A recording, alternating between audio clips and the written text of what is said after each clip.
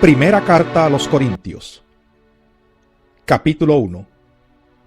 Pablo, llamado por la voluntad de Dios a ser apóstol de Cristo Jesús, y nuestro hermano Sóstenes, a la iglesia de Dios que está en Corinto, a los que han sido santificados en Cristo Jesús y llamados a ser su santo pueblo, junto con todos los que en todas partes invocan el nombre de nuestro Señor Jesucristo, Señor de ellos y de nosotros. Que Dios nuestro Padre y el Señor Jesucristo les concedan gracia y paz. Siempre doy gracias a Dios por ustedes, pues Él en Cristo Jesús les ha dado su gracia. Unidos a Cristo ustedes se han llenado de toda riqueza, tanto en palabra como en conocimiento.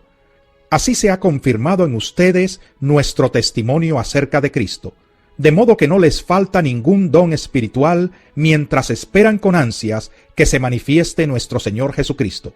Él los mantendrá firmes hasta el fin, para que sean irreprochables en el día de nuestro Señor Jesucristo. Fiel es Dios, quien los ha llamado a tener comunión con su Hijo Jesucristo, nuestro Señor. Les suplico, hermanos, en el nombre de nuestro Señor Jesucristo, que todos vivan en armonía y que no haya divisiones entre ustedes, sino que se mantengan unidos en un mismo pensar y en un mismo propósito. Digo esto, hermanos míos, porque algunos de la familia de Cloé me han informado que hay rivalidades entre ustedes.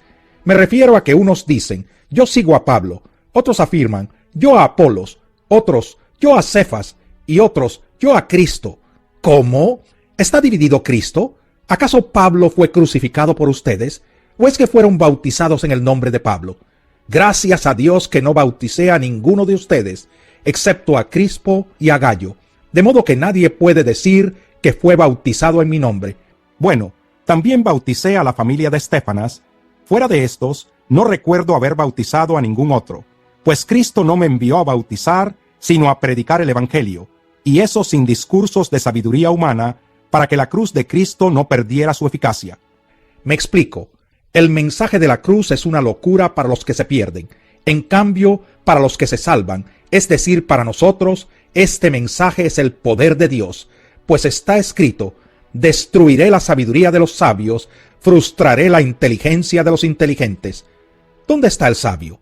¿Dónde el erudito? ¿Dónde el filósofo de esta época?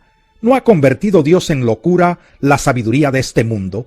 Ya que Dios en su sabio designio dispuso que el mundo no lo conociera mediante la sabiduría humana, tuvo a bien salvar mediante la locura de la predicación a los que creen. Los judíos piden señales milagrosas y los gentiles buscan sabiduría, mientras que nosotros predicamos a Cristo crucificado. Este mensaje es motivo de tropiezo para los judíos y es locura para los gentiles. Pero para los que Dios ha llamado, lo mismo judíos que gentiles, Cristo es el poder de Dios y la sabiduría de Dios. Pues la locura de Dios es más sabia que la sabiduría humana, y la debilidad de Dios es más fuerte que la fuerza humana. Hermanos, consideren su propio llamamiento.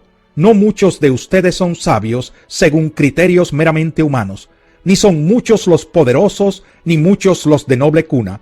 Pero Dios escogió lo insensato del mundo para avergonzar a los sabios, y escogió lo débil del mundo para avergonzar a los poderosos. También escogió Dios lo más bajo y despreciado, y lo que no es nada, para anular lo que es, a fin de que en su presencia nadie pueda jactarse. Pero gracias a Él, ustedes están unidos a Cristo Jesús, a quien Dios ha hecho nuestra sabiduría, es decir, nuestra justificación, santificación y redención, para que, como está escrito, si alguien ha de gloriarse, que se gloríe en el Señor. Capítulo 2. Yo mismo, hermanos, cuando fui a anunciarles el testimonio de Dios, no lo hice con gran elocuencia y sabiduría. Me propuse más bien, estando entre ustedes, no saber de cosa alguna, excepto de Jesucristo y de este crucificado. Es más, me presenté ante ustedes con tanta debilidad que temblaba de miedo. No les hablé ni les prediqué con palabras sabias y elocuentes, sino con demostración del poder del Espíritu, para que la fe de ustedes no dependiera de la sabiduría humana, sino del poder de Dios. En cambio, hablamos con sabiduría entre los que han alcanzado madurez, pero no con la sabiduría de este mundo ni con la de sus gobernantes, los cuales terminarán en nada. Más bien, exponemos el misterio de la sabiduría de Dios, una sabiduría que ha estado escondida y que Dios había destinado para nuestra gloria desde la eternidad. Ninguno de los gobernantes de este mundo la entendió, porque de haberla entendido no habrían crucificado al Señor de la gloria. Sin embargo, como está escrito, ningún ojo ha visto, ningún oído ha escuchado, ninguna mente humana ha concebido lo que Dios ha preparado para quienes lo aman. Ahora bien, Dios nos ha revelado esto por medio de su Espíritu, pues el Espíritu lo examina todo hasta las profundidades de Dios. En efecto, ¿quién conoce los pensamientos del ser humano sino su propio Espíritu que está en él? Asimismo, nadie conoce los pensamientos de Dios sino el Espíritu de Dios. Nosotros no hemos recibido el espíritu del mundo, sino el Espíritu que procede de Dios, para que entendamos lo que por su gracia Él nos ha concedido. Esto es precisamente de lo que hablamos, no con las palabras que enseña la sabiduría humana, sino con las que enseña el Espíritu, de modo que expresamos verdades espirituales en términos espirituales. El que no tiene el Espíritu no acepta lo que procede del Espíritu de Dios, pues para él es locura. No puede entenderlo porque hay que discernirlo espiritualmente. En cambio, el que es espiritual lo juzga todo, aunque él mismo no está sujeto al juicio de nadie, porque ¿quién ha conocido la mente del Señor para que pueda instruirlo? Nosotros, por nuestra parte, tenemos la mente de Cristo. Capítulo 3. Yo, hermanos, no pude dirigirme a ustedes como a espirituales, sino como a inmaduros, apenas niños en Cristo. Les di leche porque no podían asimilar alimento sólido, ni pueden todavía, pues aún son inmaduros. Mientras haya entre ustedes celos y contiendas, ¿no serán inmaduros? ¿Acaso no se están comportando según criterios meramente humanos? Cuando uno afirma, yo sigo a Pablo, y otro, yo sigo a Apolos, ¿no es porque están actuando con criterios humanos? Después de todo, ¿qué es Apolos? ¿Y qué es Pablo? Nada más que servidores por medio de los cuales ustedes llegaron a creer, según lo que el Señor le asignó a cada uno. Yo sembré, Apolos regó, pero Dios ha dado el crecimiento. Así que no cuenta ni el que siembra ni el que riega, sino solo Dios, quien es el que hace crecer. El que siembra y el que riega están al mismo nivel, aunque cada uno será recompensado según su propio trabajo. En efecto, nosotros somos colaboradores al servicio de Dios, y ustedes son el campo de cultivo de Dios, son el edificio de Dios. Según la gracia que Dios me ha dado, yo como maestro constructor eché los cimientos, y otro construye sobre ellos. Pero cada uno tenga cuidado de cómo construye, porque nadie puede poner un fundamento diferente del que ya está puesto, que es Jesucristo. Si alguien construye sobre este fundamento, ya sea con oro, plata y piedras preciosas, o con madera, heno y paja, su obra se mostrará tal cual es, pues el día del juicio la dejará al descubierto. El fuego la dará a conocer y pondrá a prueba la calidad del trabajo de cada uno. Si lo que alguien ha construido permanece, recibirá su recompensa, pero si su obra es consumida por las llamas, él sufrirá pérdida. Será salvo, pero como quien pasa por el fuego. ¿No saben que ustedes son templo de Dios y que el Espíritu de Dios habita en ustedes? Si alguno destruye el templo de Dios, él mismo será destruido por Dios, porque el templo de Dios es sagrado y ustedes son ese templo. Que nadie se engañe. Si alguno de ustedes se cree sabio según las normas de esta época, hágase ignorante para así llegar a ser sabio, porque a los ojos de Dios la sabiduría de este mundo es locura. Como está escrito, Él atrapa a los sabios en su propia astucia. Y también dice, el Señor conoce los pensamientos de los sabios y sabe que son absurdos. Por lo tanto, que nadie base su orgullo en el hombre. Al fin y al cabo, todo es de ustedes, ya sea Pablo, o Apolos, o Cefas, o el universo, o la vida, o la muerte, o lo presente, o lo porvenir, todo es de ustedes, y ustedes son de Cristo, y Cristo es de Dios. Capítulo 4. Que todos nos consideren servidores de Cristo, encargados de administrar los misterios de Dios. Ahora bien, A los que reciben un encargo se les exige que demuestren ser dignos de confianza. Por mi parte, muy poco me preocupa que me juzguen ustedes o cualquier tribunal humano. Es más, ni siquiera me juzgo a mí mismo, porque aunque la conciencia no me remuerde, no por eso quedo absuelto. El que me juzga es el Señor. Por lo tanto, no juzguen nada antes de tiempo. Esperen hasta que venga el Señor. Él sacará a la luz lo que está oculto en la oscuridad, y pondrá al descubierto las intenciones de cada corazón. Entonces cada uno recibirá de Dios la alabanza que le corresponda. Hermanos, todo esto lo he aplicado a Apolos y a mí mismo para beneficio de ustedes, con el fin de que aprendan de nosotros aquello de no ir más allá de lo que está escrito. Así ninguno de ustedes podrá engreírse de haber favorecido al uno en perjuicio del otro. ¿Quién te distingue de los demás? ¿Qué tienes que no hayas recibido? Y si lo recibiste, ¿por qué presumes como si no te lo hubieran dado? Ya tienen todo lo que desean, ya se han enriquecido, han llegado a ser reyes, y eso sin nosotros. Ojalá fueran de veras reyes, para que también nosotros reináramos con ustedes. Por lo que veo, a nosotros los apóstoles, Dios nos ha hecho desfilar en el último lugar. Como a los sentenciados a muerte, hemos llegado a ser un espectáculo para todo el universo, tanto para los ángeles como para los hombres. Por causa de Cristo, nosotros somos los ignorantes. Ustedes en Cristo son los inteligentes. Los débiles somos nosotros. Los fuertes son ustedes. A ustedes se les estima, a nosotros se nos desprecia. Hasta el momento pasamos hambre, tenemos sed, nos falta ropa, se nos maltrata, no tenemos dónde vivir. Con estas manos nos matamos trabajando. Si nos maldicen, bendecimos. Si nos persiguen, lo soportamos. Si nos calumnian, los tratamos con gentileza. Se nos considera la escoria de la tierra, la basura del mundo, y así hasta el día de hoy. No les escribo esto para avergonzarlos, sino para amonestarlos como a hijos míos amados. De hecho, aunque tuvieran ustedes miles de tutores en Cristo, padres sí que no tienen muchos, porque mediante el Evangelio yo fui el Padre que los engendró en Cristo Jesús. Por tanto les ruego que sigan mi ejemplo. Con este propósito les envié a Timoteo, mi amado y fiel hijo en el Señor. Él les recordará mi manera de comportarme en Cristo Jesús, como enseño por todas partes y en todas las iglesias. Ahora bien, algunos de ustedes se han vuelto presuntuosos pensando que no iré a verlos.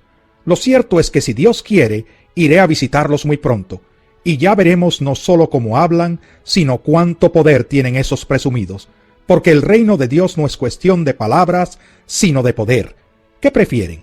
¿Que vaya a verlos con un látigo o con amor y espíritu apacible? Este es el final del disco. Favor de proseguir al próximo disco para continuación del programa. Capítulo 5. Es ya del dominio público que hay entre ustedes un caso de inmoralidad sexual que ni siquiera entre los paganos se tolera, a saber que uno de ustedes tiene por mujer a la esposa de su padre, y de eso se sienten orgullosos. ¿No debieran más bien haber lamentado lo sucedido y expulsado de entre ustedes al que hizo tal cosa?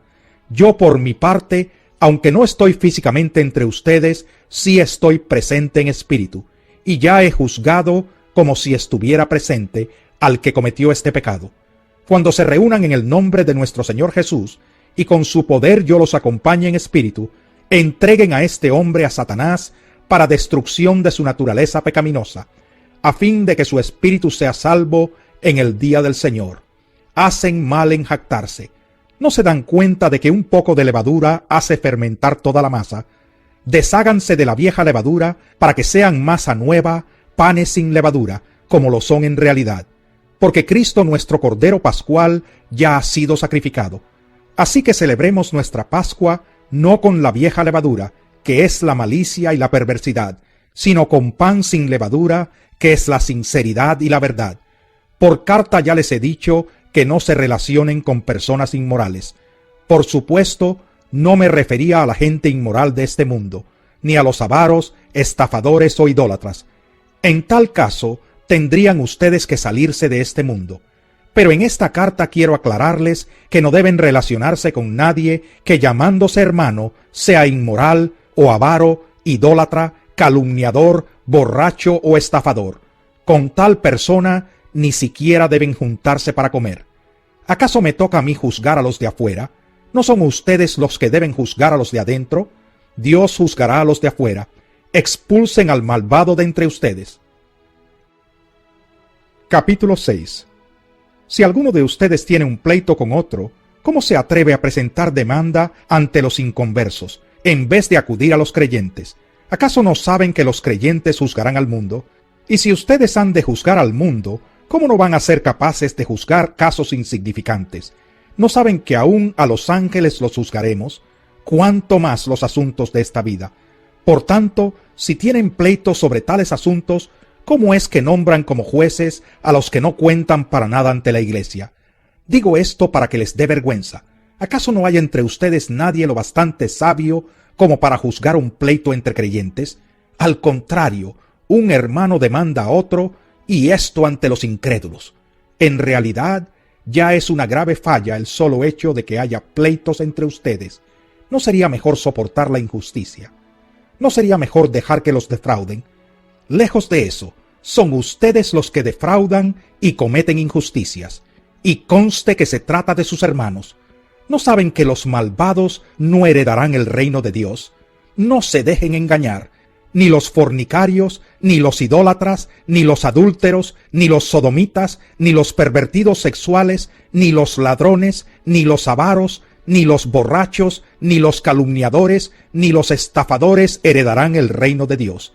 Y eso eran algunos de ustedes, pero ya han sido lavados, ya han sido santificados, ya han sido justificados en el nombre del Señor Jesucristo y por el Espíritu de nuestro Dios. Todo me está permitido, pero no todo es para mi bien. Todo me está permitido, pero no dejaré que nada me domine. Los alimentos son para el estómago y el estómago para los alimentos. Así es, y Dios los destruirá a ambos. Pero el cuerpo no es para la inmoralidad sexual, sino para el Señor, y el Señor para el cuerpo. Con su poder Dios resucitó al Señor, y nos resucitará también a nosotros. ¿No saben que sus cuerpos son miembros de Cristo mismo? ¿Tomaré acaso los miembros de Cristo para unirlos con una prostituta? ¡Jamás! ¿No saben que el que se une a una prostituta se hace un solo cuerpo con ella? Pues la Escritura dice, los dos llegarán a ser un solo cuerpo. Pero el que se une al Señor se hace uno con Él en espíritu. Huyan de la inmoralidad sexual. Todos los demás pecados que una persona comete quedan fuera de su cuerpo, pero el que comete inmoralidades sexuales peca contra su propio cuerpo. ¿Acaso no saben que su cuerpo es templo del Espíritu Santo, quien está en ustedes y al que han recibido de parte de Dios? Ustedes no son sus propios dueños, fueron comprados por un precio. Por tanto, honren con su cuerpo a Dios. Capítulo 7. Paso ahora a los asuntos que me plantearon por escrito. Es mejor no tener relaciones sexuales, pero en vista de tanta inmoralidad, cada hombre debe tener su propia esposa, y cada mujer su propio esposo. El hombre debe cumplir su deber conyugal con su esposa, e igualmente la mujer con su esposo. La mujer ya no tiene derecho sobre su propio cuerpo, sino su esposo. Tampoco el hombre tiene derecho sobre su propio cuerpo, sino su esposa. No se nieguen el uno al otro, a no ser de común acuerdo y solo por un tiempo para dedicarse a la oración. No tarden en volver a unirse nuevamente. De lo contrario, pueden caer en tentación de Satanás por falta de dominio propio. Ahora bien, esto lo digo como una concesión y no como una orden. En realidad, preferiría que todos fueran como yo. No obstante, cada uno tiene de Dios su propio don. Este posee uno, aquel otro. A los solteros y a las viudas les digo que sería mejor que se quedaran como yo. Pero si no pueden dominarse, que se casen, porque es preferible casarse que quemarse de pasión. A los casados les doy la siguiente orden, no yo sino el Señor, que la mujer no se separe de su esposo. Sin embargo, si se separa, que no se vuelva a casar. De lo contrario, que se reconcilie con su esposo. Asimismo, que el hombre no se divorcie de su esposa. A los demás les digo yo, no es mandamiento del Señor. Si algún hermano tiene una esposa que no es creyente, y ella consiente en vivir con él, que no se divorcie de ella. Y si una mujer tiene un esposo que no es creyente, y él consiente en vivir con ella, que no se divorcie de él. Porque el esposo no creyente ha sido santificado por la unión con su esposa, y la esposa no creyente ha sido santificada por la unión con su esposo creyente. Si así no fuera, sus hijos serían impuros, mientras que de hecho son santos. Sin embargo, si el cónyuge no creyente decide separarse, no se lo impidan. En tales circunstancias, el cónyuge creyente queda sin obligación. Dios nos ha llamado a vivir en paz. ¿Cómo sabes tú, mujer, si acaso salvarás a tu esposo? ¿O cómo sabes tú, hombre, si acaso salvarás a tu esposa? En cualquier caso, cada uno debe vivir conforme a la condición que el Señor le asignó, y a la cual Dios lo ha llamado. Esta es la norma que establezco en todas las iglesias. ¿Fue llamado alguno estando ya circuncidado? Que no disimule su condición. ¿Fue llamado alguno sin estar circuncidado? Que no se circuncide. Para nada cuenta estar o no estar circuncidado. Lo que importa es cumplir los mandatos de Dios. Que cada uno permanezca en la condición en que estaba cuando Dios lo llamó. ¿Eras esclavo cuando fuiste llamado? No te preocupes, aunque si tienes la oportunidad de conseguir tu libertad, aprovéchala. Porque el que era esclavo cuando el Señor lo llamó, es un liberto del Señor. Del mismo modo, el que era libre cuando fue llamado, es un esclavo de Cristo. Ustedes fueron comprados por un precio. No se vuelvan esclavos de nadie. Hermanos, cada uno permanezca ante Dios en la condición en que estaba cuando Dios lo llamó. En cuanto a las personas solteras, no tengo ningún mandato del Señor, pero doy mi opinión como quien por la misericordia del Señor es digno de confianza. Pienso que a causa de la crisis actual, es bueno que cada persona se quede como está. ¿Estás casado? No procures divorciarte. ¿Estás soltero? No busques esposa. Pero si te casas, no pecas. Y si una joven se casa, tampoco comete pecado. Sin embargo, los que se casan tendrán que pasar por muchos aprietos, y yo quiero evitárselos. Lo que quiero decir, hermanos, es que nos queda poco tiempo. De aquí en adelante, los que tienen esposa deben vivir como si no la tuvieran. Los que lloran, como si no lloraran. Los que se alegran, como si no se alegraran. Los que compran algo, como si no lo poseyeran. Los que disfrutan de las cosas de este mundo, como si no disfrutaran de ellas. Porque este mundo, en su forma actual, está por desaparecer. Yo preferiría que estuvieran libres de preocupaciones. El soltero se preocupa de las cosas del Señor y de cómo agradarlo. Pero el casado se preocupa de las cosas de este mundo y de cómo agradar a su esposa. Sus intereses están divididos. La mujer no casada, lo mismo que la joven soltera, se preocupa de las cosas del Señor. Se afana por consagrarse al Señor tanto en cuerpo como en espíritu. Pero la casada se preocupa de las cosas de este mundo y de cómo agradar a su esposo. Les digo esto por su propio bien, no para ponerles restricciones, sino para que vivan con decoro y plenamente dedicados al Señor. Si alguno piensa que no está tratando a su prometida como es debido, y ella ha llegado ya a su madurez, por lo cual él se siente obligado a casarse, que lo haga. Con eso no peca, que se casen. Pero el que se mantiene firme en su propósito, y no está dominado por sus impulsos, sino que domina su propia voluntad y ha resuelto no casarse con su prometida, también hace bien. De modo que el que se casa con su prometida hace bien, pero el que no se casa hace mejor. La mujer está ligada a su esposo mientras él vive, pero si el esposo muere, ella queda libre para casarse con quien quiera, con tal de que sea en el Señor. En mi opinión, ella será más feliz si no se casa, y creo que yo también tengo el Espíritu de Dios. Capítulo 8. En cuanto a lo sacrificado a los ídolos, es cierto que todos tenemos conocimiento. El conocimiento envanece, mientras que el amor edifica. El que cree que sabe algo, todavía no sabe como debiera saber, pero el que ama a Dios es conocido por él. De modo que en cuanto a comer lo sacrificado a los ídolos, sabemos que un ídolo no es absolutamente nada, y que hay un solo Dios. Pues aunque haya los así llamados dioses, ya sea en el cielo o en la tierra. Y por cierto que hay muchos dioses y muchos señores, para nosotros no hay más que un solo Dios, el Padre, de quien todo procede y para el cual vivimos. Y no hay más que un solo Señor, es decir, Jesucristo, por quien todo existe y por medio del cual vivimos. Pero no todos tienen conocimiento de esto. Algunos siguen tan acostumbrados a los ídolos que comen carne a sabiendas de que ha sido sacrificada a un ídolo, y su conciencia se contamina por ser débil. Pero lo que comemos no nos acerca a Dios. No somos mejores por comer, ni peores por no comer. Sin embargo, tengan cuidado de que su libertad no se convierta en motivo de tropiezo para los débiles. Porque si alguien de conciencia débil te ve a ti, que tienes este conocimiento, comer en el templo de un ídolo, ¿no se sentirá animado a comer lo que ha sido sacrificado a los ídolos? Entonces ese hermano débil, por quien Cristo murió, se perderá a causa de tu conocimiento. Al pecar así contra los hermanos, hiriendo su débil conciencia, pecan ustedes contra Cristo.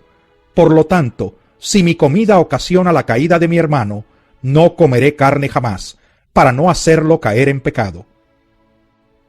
Capítulo 9. ¿No soy libre? ¿No soy apóstol? ¿No he visto a Jesús nuestro Señor? ¿No son ustedes el fruto de mi trabajo en el Señor? Aunque otros no me reconozcan como apóstol, para ustedes sí lo soy, porque ustedes mismos son el sello de mi apostolado en el Señor. Esta es mi defensa contra los que me critican. ¿Acaso no tenemos derecho a comer y a beber?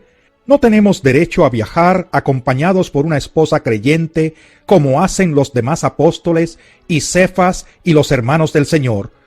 ¿O es que solo Bernabé y yo estamos obligados a ganarnos la vida con otros trabajos? ¿Qué soldado presta servicio militar pagándose sus propios gastos? ¿Qué agricultor planta un viñedo y no come de sus uvas? ¿Qué pastor cuida un rebaño y no toma de la leche que ordeña? No piensen que digo esto solamente desde un punto de vista humano. ¿No lo dice también la ley? Porque en la ley de Moisés está escrito: no le pongas bozal al buey mientras esté trillando. ¿Acaso se preocupa Dios por los bueyes o lo dice más bien por nosotros? Por supuesto que lo dice por nosotros, porque cuando el labrador ara y el segador trilla, deben hacerlo con la esperanza de participar de la cosecha. Si hemos sembrado semilla espiritual entre ustedes, ¿será mucho pedir que cosechemos de ustedes lo material? Si otros tienen derecho a este sustento de parte de ustedes, ¿no lo tendremos aún más nosotros? Sin embargo, no ejercimos este derecho, sino que lo soportamos todo con tal de no crear obstáculo al Evangelio de Cristo. ¿No saben que los que sirven en el templo reciben su alimento del templo, y que los que atienden el altar participan de lo que se ofrece en el altar? Así también el Señor ha ordenado que quienes predican el Evangelio vivan de este ministerio. Pero no me he aprovechado de ninguno de estos derechos, ni escribo de esta manera porque quiera reclamarlos. Prefiero morir a que alguien me prive de este motivo de orgullo. Sin embargo, cuando predico el Evangelio, no tengo de qué enorgullecerme, ya que estoy bajo la obligación de hacerlo. ¡Ay de mí si no predico el Evangelio! En efecto, si lo hiciera por mi propia voluntad, tendría recompensa. Pero si lo hago por obligación, no hago más que cumplir la tarea que se me ha encomendado. ¿Cuál es entonces mi recompensa? Pues que al predicar el Evangelio pueda presentarlo gratuitamente, sin hacer valer mi derecho. Aunque soy libre respecto a todos, de todos me he hecho esclavo para ganar a tantos como sea posible. Entre los judíos me volví judío, a fin de ganarlos a ellos. Entre los que viven bajo la ley, me volví como los que están sometidos a ella, aunque yo mismo no vivo bajo la ley, a fin de ganar a estos. Entre los que no tienen la ley, me volví como los que están sin ley, aunque no estoy libre de la ley de Dios, sino comprometido con la ley de Cristo, a fin de ganar a los que están sin ley. Entre los débiles me hice débil, a fin de ganar a los débiles. Me hice todo para todos, a fin de salvar a algunos por todos los medios posibles. Todo esto lo hago por causa del Evangelio, para participar de sus frutos.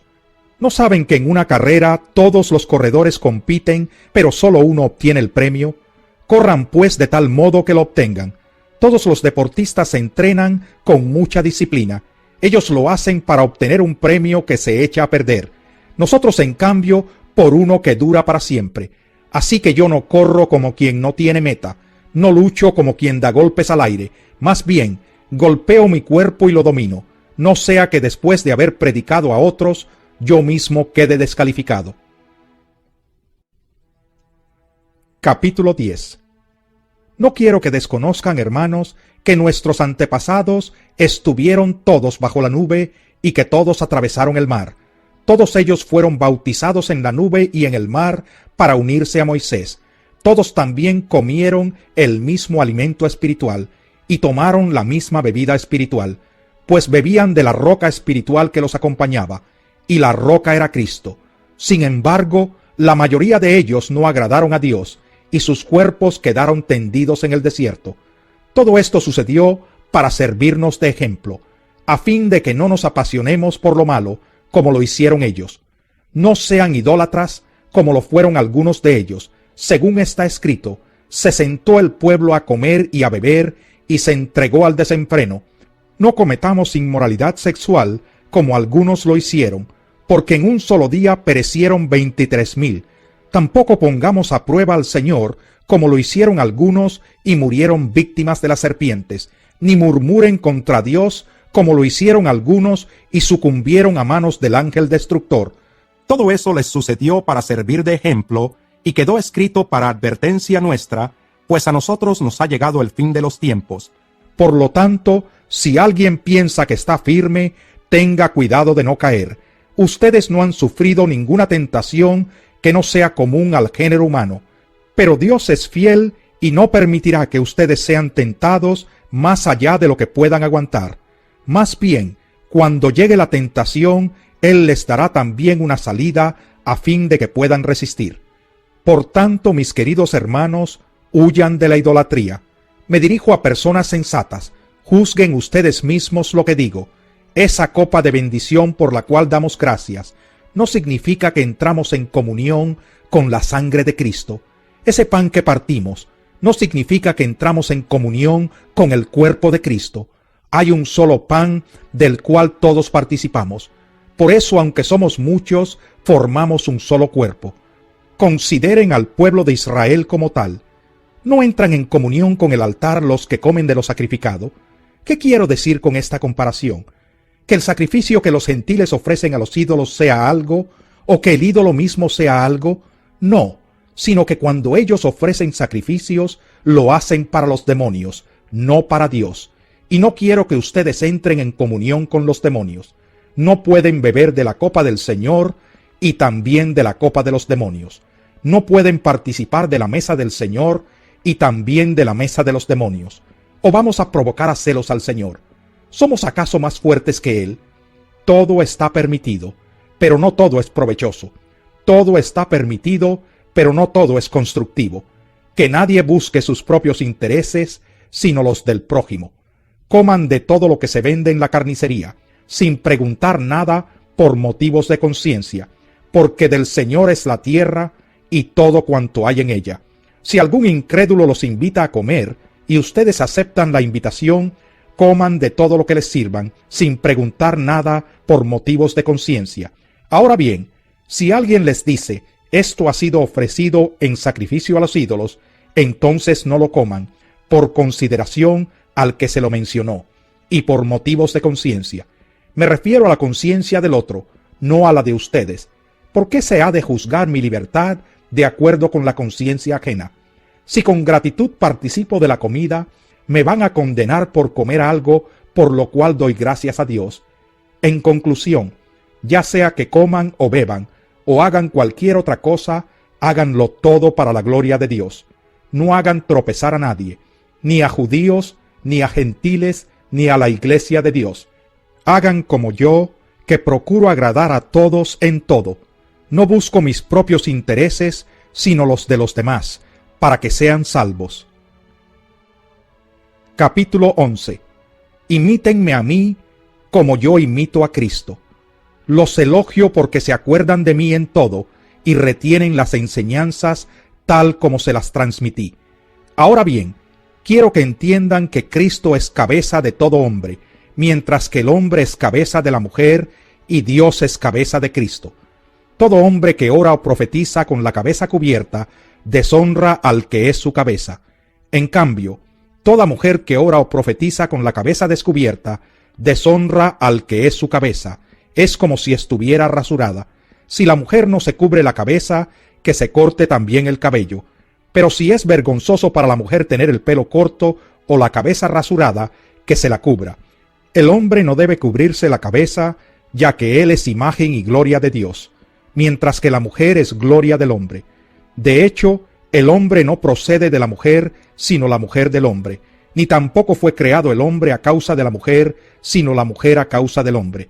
Por esta razón, y a causa de los ángeles, la mujer debe llevar sobre la cabeza señal de autoridad.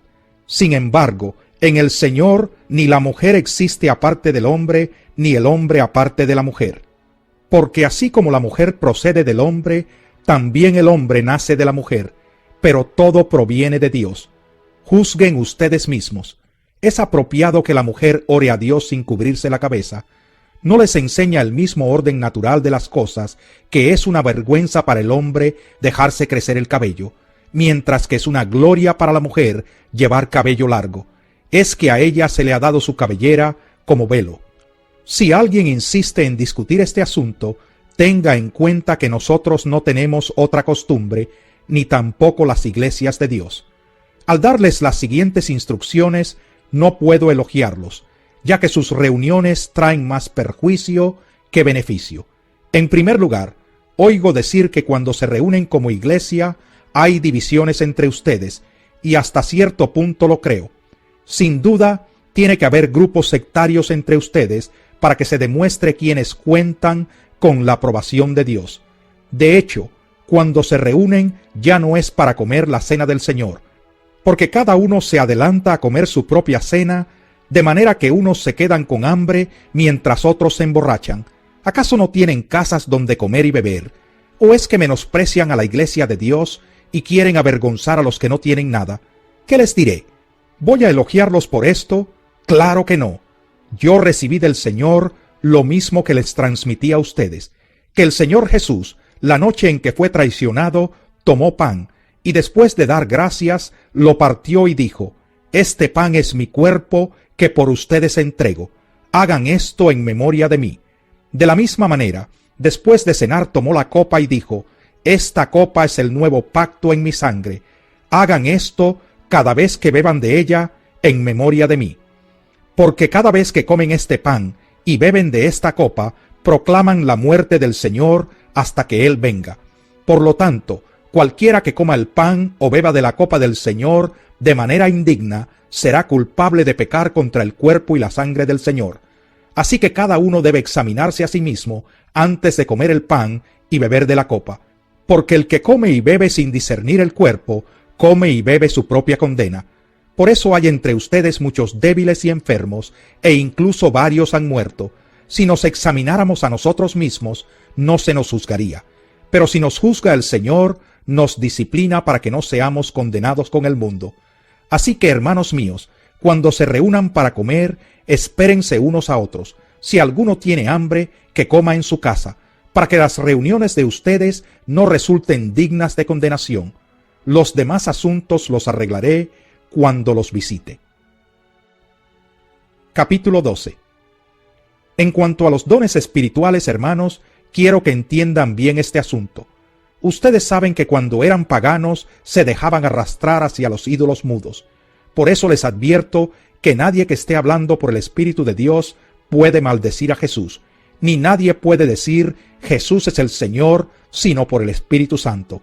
Ahora bien, hay diversos dones, pero un mismo Espíritu. Hay diversas maneras de servir, pero un mismo Señor. Hay diversas funciones, pero es un mismo Dios el que hace todas las cosas en todos.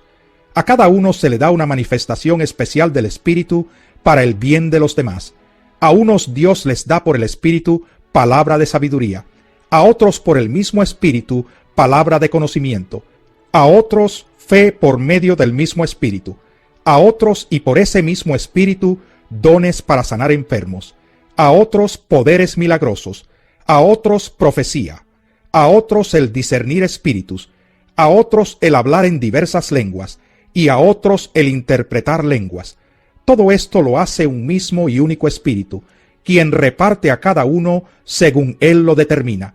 De hecho, aunque el cuerpo es uno solo, tiene muchos miembros, y todos los miembros, no obstante ser muchos, forman un solo cuerpo. Así sucede con Cristo. Todos fuimos bautizados por un solo Espíritu, para constituir un solo cuerpo, ya seamos judíos o gentiles, esclavos o libres, y a todos se nos dio a beber de un mismo espíritu. Ahora bien, el cuerpo no consta de un solo miembro, sino de muchos. Si el pie dijera, como no soy mano, no soy del cuerpo, no por eso dejaría de ser parte del cuerpo. Y si la oreja dijera, como no soy ojo, no soy del cuerpo, no por eso dejaría de ser parte del cuerpo. Si todo el cuerpo fuera ojo, ¿qué sería del oído?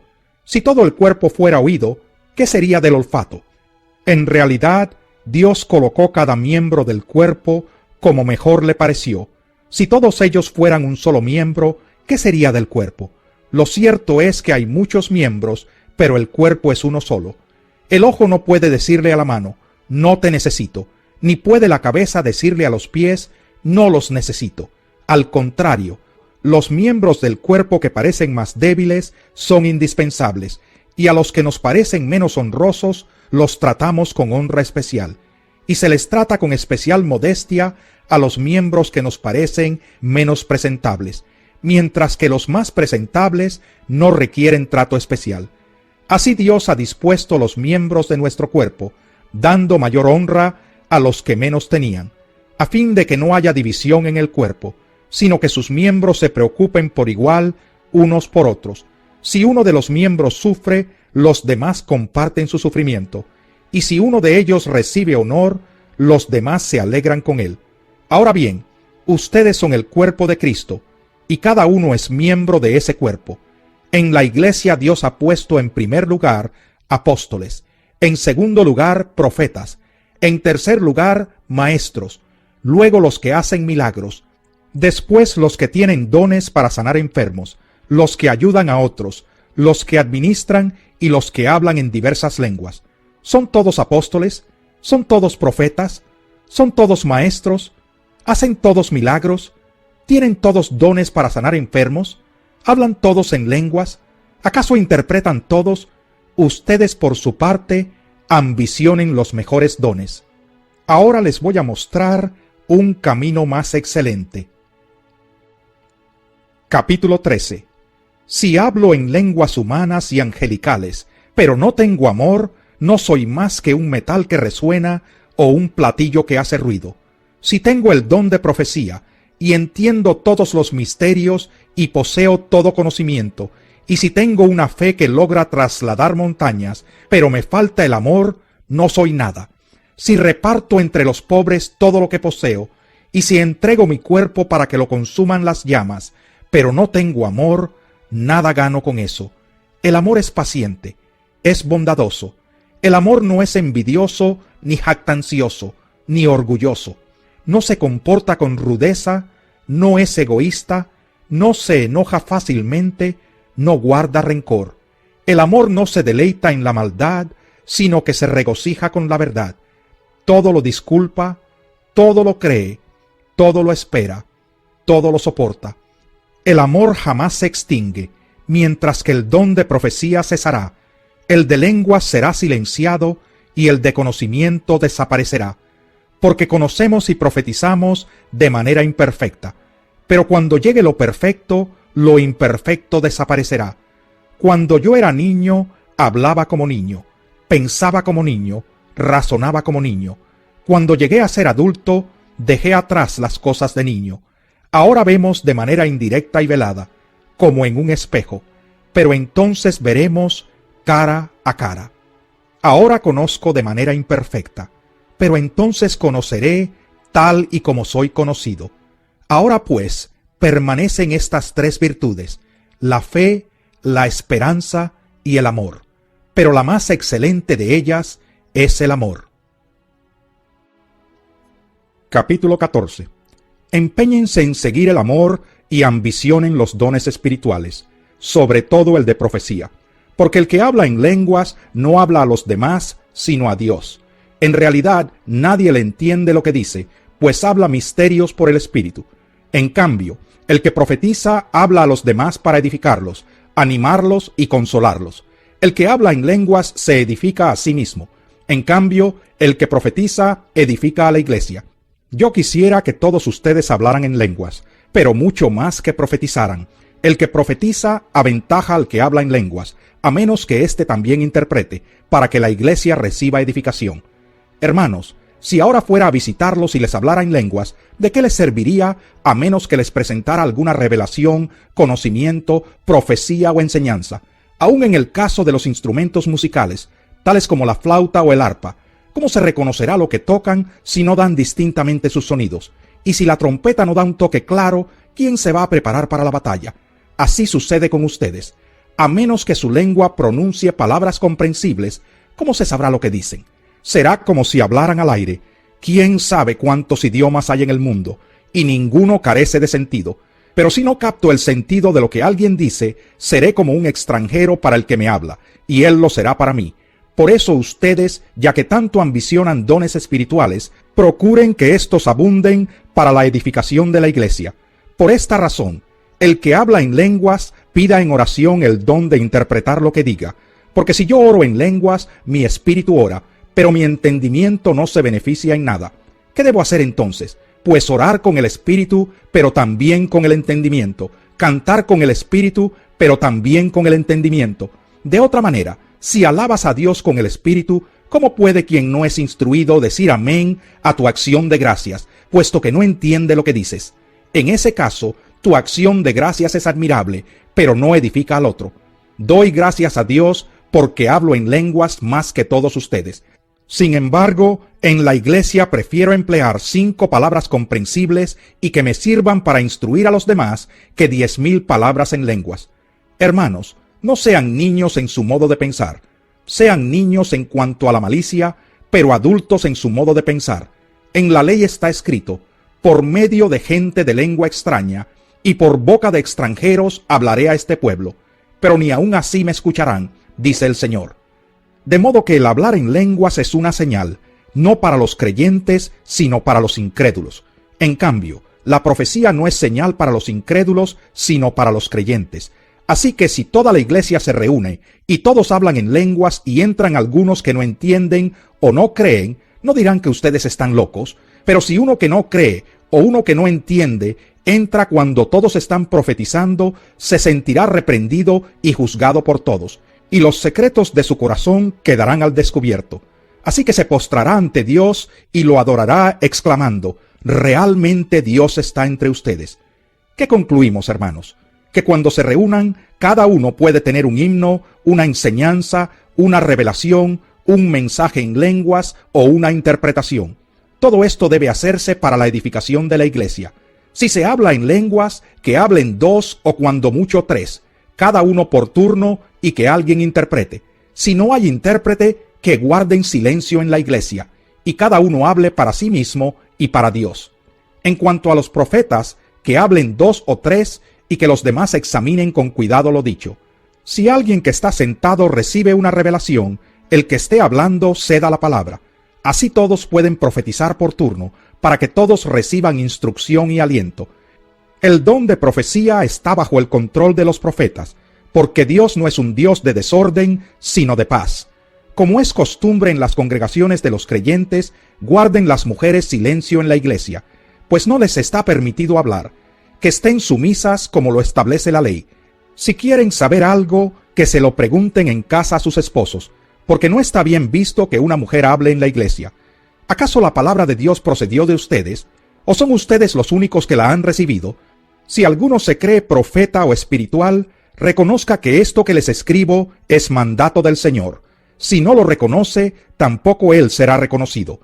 Así que, hermanos míos, ambicionen el don de profetizar, y no prohíban que se hable en lenguas, pero todo debe hacerse de una manera apropiada y con orden. Capítulo 15. Ahora, hermanos, quiero recordarles el evangelio que les prediqué, el mismo que recibieron y en el cual se mantienen firmes. Mediante este evangelio son salvos si se aferran a la palabra que les prediqué. De otro modo, habrán creído en vano. Porque ante todo les transmití a ustedes lo que yo mismo recibí, que Cristo murió por nuestros pecados según las Escrituras, que fue sepultado, que resucitó al tercer día según las Escrituras, y que se apareció a Cefas y luego a los 12. Después se apareció a más de 500 hermanos a la vez, la mayoría de los cuales vive todavía, aunque algunos han muerto. Luego se apareció a Jacobo, más tarde a todos los apóstoles, y por último, como a uno nacido fuera de tiempo, se me apareció también a mí. Admito que soy el más insignificante de los apóstoles, y que ni siquiera merezco ser llamado apóstol, porque perseguía la iglesia de Dios. Pero por la gracia de Dios soy lo que soy, y la gracia que Él me concedió no fue infructuosa. Al contrario, he trabajado con más tesón que todos ellos, aunque no yo, sino la gracia de Dios que está conmigo. En fin, ya sea que se trate de mí o de ellos, esto es lo que predicamos, y esto es lo que ustedes han creído. Ahora bien, si se predica que Cristo ha sido levantado de entre los muertos, ¿cómo dicen algunos de ustedes que no hay resurrección? Si no hay resurrección, entonces ni siquiera Cristo ha resucitado. Y si Cristo no ha resucitado, nuestra predicación no sirve para nada, como tampoco la fe de ustedes. Aún más, resultaríamos falsos testigos de Dios por haber testificado que Dios resucitó a Cristo, lo cual no habría sucedido si en verdad los muertos no resucitan. Porque si los muertos no resucitan, tampoco Cristo ha resucitado. Y si Cristo no ha resucitado, la fe de ustedes es ilusoria y todavía están en sus pecados. En este caso, también están perdidos los que murieron en Cristo. Si la esperanza que tenemos en Cristo fuera solo para esta vida, seríamos los más desdichados de todos los mortales. Lo cierto es que Cristo ha sido levantado de entre los muertos, como primicias de los que murieron. De hecho, ya que la muerte vino por medio de un hombre, también por medio de un hombre viene la resurrección de los muertos. Pues así como en Adán todos mueren, también en Cristo todos volverán a vivir, pero cada uno en su debido orden. Cristo las primicias, después cuando Él venga los que le pertenecen. Entonces vendrá el fin cuando Él entregue el reino a Dios el Padre, luego de destruir todo dominio, autoridad y poder, porque es necesario que Cristo reine hasta poner a todos sus enemigos debajo de sus pies. El último enemigo que será destruido es la muerte, pues Dios ha sometido todo a su dominio. Al decir que todo ha quedado sometido a su dominio, es claro que no se incluye a Dios mismo, quien todo lo sometió a Cristo. Y cuando todo le sea sometido, entonces el Hijo mismo se someterá a aquel que le sometió todo, para que Dios sea todo en todos. Si no hay resurrección, ¿qué sacan los que se bautizan por los muertos? Si en definitiva los muertos no resucitan, ¿por qué se bautizan por ellos? Y nosotros, ¿por qué nos exponemos al peligro a todas horas? Que cada día muero, hermanos, es tan cierto como el orgullo que siento por ustedes en Cristo Jesús nuestro Señor. ¿Qué he ganado si solo por motivos humanos en Éfeso luché contra las fieras? Si los muertos no resucitan, comamos y bebamos, que mañana moriremos. No se dejen engañar. Las malas compañías corrompen las buenas costumbres. Vuelvan a su sano juicio como conviene y dejen de pecar. En efecto, hay algunos de ustedes que no tienen conocimiento de Dios. Para vergüenza de ustedes lo digo. Tal vez alguien pregunte, ¿cómo resucitarán los muertos? ¿Con qué clase de cuerpo vendrán? ¡Qué tontería! Lo que tú siembras no cobra vida a menos que muera. No plantas el cuerpo que luego ha de nacer, sino que siembras una simple semilla de trigo o de otro grano. Pero Dios le da el cuerpo que quiso darle, y a cada clase de semilla le da un cuerpo propio. No todos los cuerpos son iguales. Hay cuerpos humanos, también los hay de animales terrestres, de aves y de peces. Asimismo hay cuerpos celestes y cuerpos terrestres. Pero el esplendor de los cuerpos celestes es uno, y el de los cuerpos terrestres es otro. Uno es el esplendor del sol, otro el de la luna, y otro el de las estrellas. Cada estrella tiene su propio brillo. Así sucederá también con la resurrección de los muertos. Lo que se siembra en corrupción, resucita en incorrupción. Lo que se siembra en oprobio, resucita en gloria. Lo que se siembra en debilidad, resucita en poder. se siembra un cuerpo natural, resucita un cuerpo espiritual. Si hay un cuerpo natural, también hay un cuerpo espiritual. Así está escrito: el primer hombre, Adán, se convirtió en un ser viviente, el último Adán en el espíritu que da vida. No vino primero lo espiritual, sino lo natural, y después lo espiritual. El primer hombre era del polvo de la tierra, el segundo hombre del cielo. Como es aquel hombre terrenal, así son también los de la tierra, y como es el celestial, así son también los del cielo. Y así como hemos llevado la imagen de aquel hombre terrenal, llevaremos también la imagen del celestial. Les declaro, hermanos, que el cuerpo mortal no puede heredar el reino de Dios, ni lo corruptible puede heredar lo incorruptible. Fíjense bien en el misterio que les voy a revelar. No todos moriremos, pero todos seremos transformados. En un instante, en un abrir y cerrar de ojos, al toque final de la trompeta, pues sonará la trompeta y los muertos resucitarán con un cuerpo incorruptible, y nosotros seremos transformados, porque lo corruptible tiene que revestirse de lo incorruptible, y lo mortal de inmortalidad. Cuando lo corruptible se revista de lo incorruptible, y lo mortal de inmortalidad, entonces se cumplirá lo que está escrito: la muerte ha sido devorada por la victoria. ¿Dónde está, oh muerte, tu victoria? ¿Dónde está, oh muerte, tu aguijón? El aguijón de la muerte es el pecado, y el poder del pecado es la ley. Pero gracias a Dios que nos da la victoria por medio de nuestro Señor Jesucristo. Por lo tanto, mis queridos hermanos, manténganse firmes e inconmovibles, progresando siempre en la obra del Señor, conscientes de que su trabajo en el Señor no es en vano. Capítulo 16. En cuanto a la colecta para los creyentes, sigan las instrucciones que di a las iglesias de Galacia. El primer día de la semana, cada uno de ustedes aparte y guarde algún dinero conforme a sus ingresos, para que no se tengan que hacer colectas cuando yo vaya. Luego, cuando llegue, daré cartas de presentación a los que ustedes hayan aprobado, y los enviaré a Jerusalén con los donativos que hayan recogido. Si conviene que yo también vaya, iremos juntos. Después de pasar por Macedonia, pues tengo que atravesar esa región, iré a verlos. Es posible que me quede con ustedes algún tiempo, y tal vez pase allí el invierno, para que me ayuden a seguir el viaje a donde quiera que vaya. Esta vez no quiero verlos solo de paso. Más bien, espero permanecer algún tiempo con ustedes si el Señor así lo permite. Pero me quedaré en Éfeso hasta Pentecostés, porque se me ha presentado una gran oportunidad para un trabajo eficaz, a pesar de que hay muchos en mi contra. Si llega Timoteo, procuren que se sienta cómodo entre ustedes, porque él trabaja como yo en la obra del Señor. Por tanto, que nadie lo menosprecie. Ayúdenlo a seguir su viaje en paz para que pueda volver a reunirse conmigo, pues estoy esperándolo junto con los hermanos. En cuanto a nuestro hermano Apolos, le rogué encarecidamente que en compañía de otros hermanos les hiciera una visita. No quiso de ninguna manera ir ahora, pero lo hará cuando se le presente la oportunidad. Manténganse alerta, permanezcan firmes en la fe, sean valientes y fuertes, hagan todo con amor. Bien saben que los de la familia de Estéfanas fueron los primeros convertidos de Acaya, y que se han dedicado a servir a los creyentes. Les recomiendo, hermanos, que se pongan a disposición de aquellos y de todo el que colabore en este arduo trabajo. Me alegré cuando llegaron Estéfanas, Fortunato y Acaico, porque ellos han suplido lo que ustedes no podían darme, ya que han tranquilizado mi espíritu y también el de ustedes. Tales personas merecen que se les exprese reconocimiento. Las iglesias de la provincia de Asia les mandan saludos. Aquila y Priscila los saludan cordialmente en el Señor, como también la iglesia que se reúne en la casa de ellos. Todos los hermanos les mandan saludos. Salúdense unos a otros con un beso santo. Yo, Pablo, escribo este saludo de mi puño y letra. Si alguno no ama al Señor, quede bajo maldición. Maranata. Que la gracia del Señor Jesús sea con ustedes. Los amo a todos ustedes en Cristo Jesús. Amén.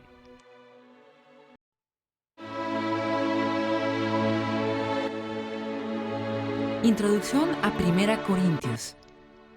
Esta carta del Nuevo Testamento fue escrita por el apóstol Pablo para enfrentarse a los asombrosos problemas y las extrañas creencias que había en una de las iglesias fundadas por él. Se le daba el nombre de Primera Corintios. Primera, porque hay una segunda carta que fue escrita para seguir el tema de esta. Muchos de sus problemas se debían a la ubicación de la iglesia en el floreciente puerto marítimo de la ciudad de Corinto, en Grecia. Los cristianos de Corinto tenían que luchar con la seducción de su ambiente, rodeados por la corrupción y por todos los pecados imaginables. Se sentían presionados a adaptarse. Sabían que en Cristo eran libres para dejar que el principio del amor caracterizara su vida. Ahora bien, ¿qué significaba concretamente esta libertad? ¿Cómo debían considerar a los ídolos o a la sexualidad? ¿Qué debían hacer con respecto a ciertas situaciones matrimoniales o a las mujeres de la iglesia? ¿Y cómo debían practicar los dones del Espíritu? A causa de su confusión y del choque con su cultura, la inmoralidad y la inmadurez espiritual estaban destruyendo a la iglesia. Pablo tuvo noticias sobre sus luchas y les escribió esta carta en el año 55 para hablarles de sus problemas, sanar sus divisiones y responder sus preguntas. Los hizo enfrentarse con su pecado y con la necesidad que tenían de actuar de manera correctiva y revitalizar su consagración a Jesucristo. Mientras escucha, observe cómo Pablo le recuerda a la iglesia de Corinto que por ser seguidores de Cristo somos nuevas criaturas, nacidas de lo alto y transformadas desde dentro, provistos de sus valores y de una forma de vivir que nos aparta del mundo.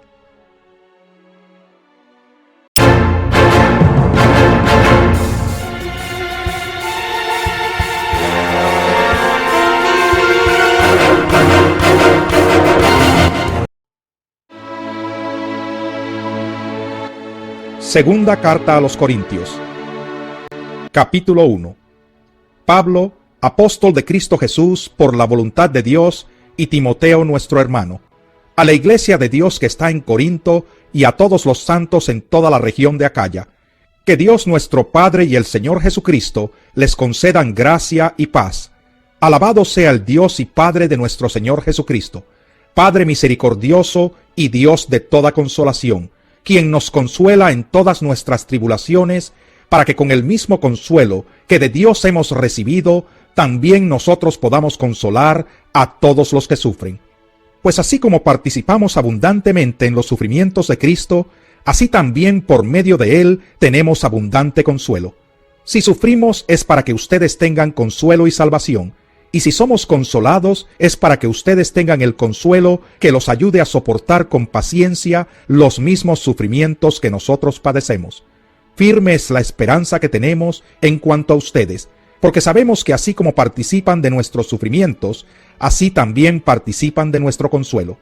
Hermanos, no queremos que desconozcan las aflicciones que sufrimos en la provincia de Asia.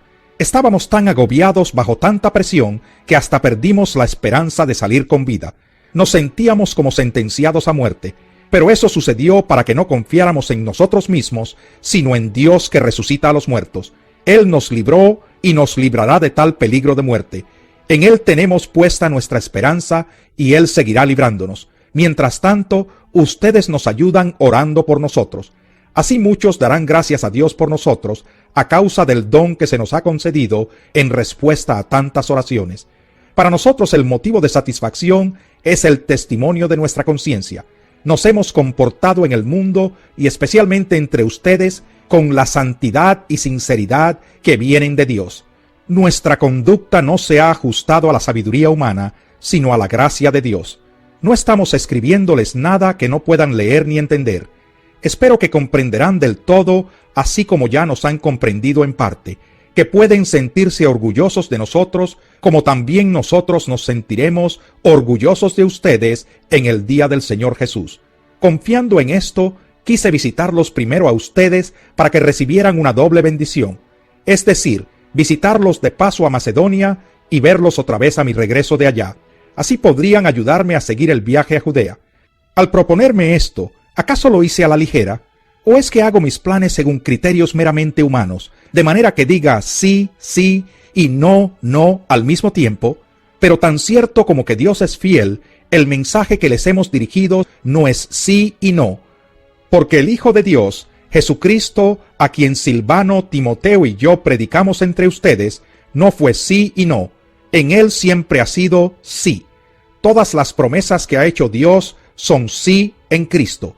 Así que por medio de Cristo respondemos amén para la gloria de Dios. Dios es el que nos mantiene firmes en Cristo, tanto a nosotros como a ustedes. Él nos ungió, nos selló como propiedad suya y puso su espíritu en nuestro corazón como garantía de sus promesas. Por mi vida pongo a Dios por testigo de que es solo por consideración a ustedes por lo que todavía no he ido a Corinto. No es que intentemos imponerles la fe, sino que deseamos contribuir a la alegría de ustedes, pues por la fe se mantienen firmes. Capítulo 2.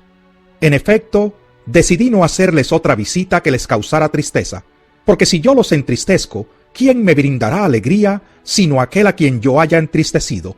Les escribí como lo hice, para que al llegar yo, los que debían alegrarme no me causaran tristeza. Estaba confiado de que todos ustedes harían suya mi alegría. Les escribí con gran tristeza y angustia de corazón, y con muchas lágrimas, no para entristecerlos, sino para darles a conocer la profundidad del amor que les tengo. Si alguno ha causado tristeza, no me la ha causado solo a mí. Hasta cierto punto, y lo digo para no exagerar, se la ha causado a todos ustedes. Para él es suficiente el castigo que le impuso la mayoría. Más bien debieran perdonarlo y consolarlo, para que no sea consumido por la excesiva tristeza. Por eso les ruego que reafirmen su amor hacia él. Con este propósito les escribí, para ver si pasan la prueba de la completa obediencia. A quien ustedes perdonen, yo también lo perdono. De hecho, si había algo que perdonar, lo he perdonado por consideración a ustedes en presencia de Cristo, para que Satanás no se aproveche de nosotros, pues no ignoramos sus artimañas. Ahora bien, cuando llegué a Troas para predicar el Evangelio de Cristo, descubrí que el Señor me había abierto las puertas. Aún así, me sentí intranquilo por no haber encontrado allí a mi hermano Tito, por lo cual me despedí de ellos y me fui a Macedonia. Sin embargo, gracias a Dios que en Cristo siempre nos lleva triunfantes, y por medio de nosotros esparce por todas partes la fragancia de su conocimiento, porque para Dios nosotros somos el aroma de Cristo entre los que se salvan y entre los que se pierden. Para estos somos olor de muerte que los lleva a la muerte, para aquellos olor de vida que los lleva a la vida. ¿Y quién es competente para semejante tarea? A diferencia de muchos, nosotros no somos de los que trafican con la palabra de Dios. Más bien, hablamos con sinceridad delante de Él en Cristo, como enviados de Dios que somos. Capítulo 3. ¿Acaso comenzamos otra vez a recomendarnos a nosotros mismos? ¿O acaso tenemos que presentarles o pedirles a ustedes cartas de recomendación, como hacen algunos? Ustedes mismos son nuestra carta, escrita en nuestro corazón, conocida y leída por todos. Es evidente que ustedes son una carta de Cristo, expedida por nosotros, escrita no con tinta, sino con el Espíritu del Dios viviente, no en tablas de piedra, sino en tablas de carne, en los corazones. Esta es la confianza que delante de Dios tenemos por medio de Cristo. No es que nos consideremos competentes en nosotros mismos. Nuestra capacidad viene de Dios. Él nos ha capacitado para ser servidores de un nuevo pacto, no el de la letra, sino el del Espíritu, porque la letra mata, pero el Espíritu da vida. El ministerio que causaba muerte, el que estaba grabado con letras en piedra, fue tan glorioso que los israelitas no podían mirar la cara de Moisés, debido a la gloria que se reflejaba en su rostro, la cual ya se estaba extinguiendo. Pues bien, si aquel ministerio fue así, ¿no será todavía más glorioso el ministerio del Espíritu? Si es glorioso el ministerio que trae condenación, ¿cuánto más glorioso será el ministerio que trae la justicia? En efecto, lo que fue glorioso ya no lo es si se le compara con esta excelsa gloria. Y si vino con gloria lo que ya se estaba extinguiendo, ¿cuánto mayor será la gloria de lo que permanece? Así que como tenemos tal esperanza, actuamos con plena confianza. No hacemos como Moisés, quien se ponía un velo sobre el rostro para que los israelitas no vieran el fin del resplandor que se iba extinguiendo. Sin embargo, la mente de ellos se embotó, de modo que hasta el día de hoy tienen puesto el mismo velo al leer el antiguo pacto. El velo no les ha sido quitado porque solo se quita en Cristo. Hasta el día de hoy, siempre que leen a Moisés, un velo les cubre el corazón. Pero cada vez que alguien se vuelve al Señor, el velo es quitado. Ahora bien, el Señor es el Espíritu, y donde está el Espíritu del Señor, allí hay libertad. Así todos nosotros, que con el rostro descubierto reflejamos como en un espejo la gloria del Señor, somos transformados a su semejanza con más y más gloria por la acción del Señor, que es el Espíritu. Capítulo 4.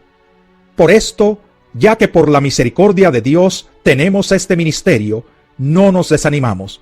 Más bien, hemos renunciado a todo lo vergonzoso que se hace a escondidas. No actuamos con engaño ni torcemos la palabra de Dios. Al contrario, mediante la clara exposición de la verdad, nos recomendamos a toda conciencia humana en la presencia de Dios. Pero si nuestro evangelio está encubierto, lo está para los que se pierden. El Dios de este mundo ha cegado la mente de estos incrédulos, para que no vean la luz del glorioso evangelio de Cristo, el cual es la imagen de Dios. No nos predicamos a nosotros mismos, sino a Jesucristo como Señor. Nosotros no somos más que servidores de ustedes por causa de Jesús. Porque Dios, que ordenó que la luz resplandeciera en las tinieblas, hizo brillar su luz en nuestro corazón para que conociéramos la gloria de Dios que resplandece en el rostro de Cristo. Pero tenemos este tesoro en vasijas de barro, para que se vea qué tan sublime poder viene de Dios y no de nosotros. Nos vemos atribulados en todo, pero no abatidos, perplejos, pero no desesperados, perseguidos, pero no abandonados, derribados, pero no destruidos. Donde quiera que vamos, siempre llevamos en nuestro cuerpo la muerte de Jesús, para que también su vida se manifieste en nuestro cuerpo.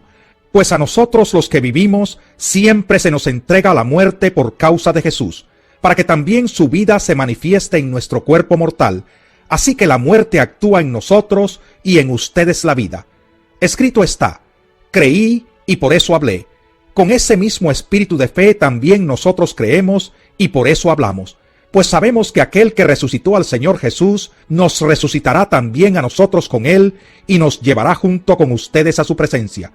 Todo esto es por el bien de ustedes, para que la gracia que está alcanzando a más y más personas haga abundar la acción de gracias para la gloria de Dios.